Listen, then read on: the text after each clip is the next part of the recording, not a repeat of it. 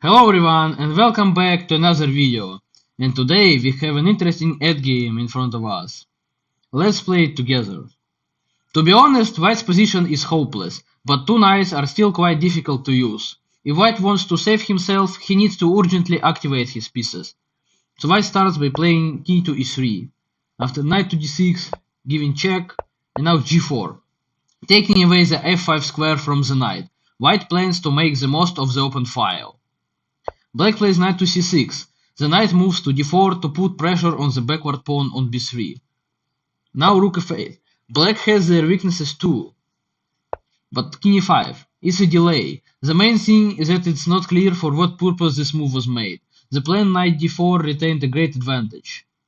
So black just attacks the pawn, which white is unable to protect.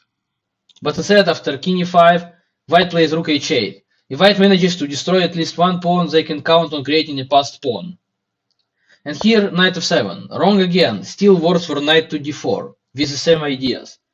But now check, rook c8, knight d4. Finally, it turned out that black simply lost a few tempi, as both the king and the knight returned to their places. And white has activated his rook. So white is a bit better now. Rook b8. Now black has no advantage. In fact, it's them who has to fight for a draw, because white rook became very active in the last few moves. b5. Of course, it was impossible to take on b3, but white created a passer for white. Knight d6 was enough, and white could not break through. For example, if my opponent, yes, I was playing as white here, my opponent played knight to d6, I would take the pawn, and now king e6. Even though white managed to win a pawn, the position is equal because white cannot create a passed pawn.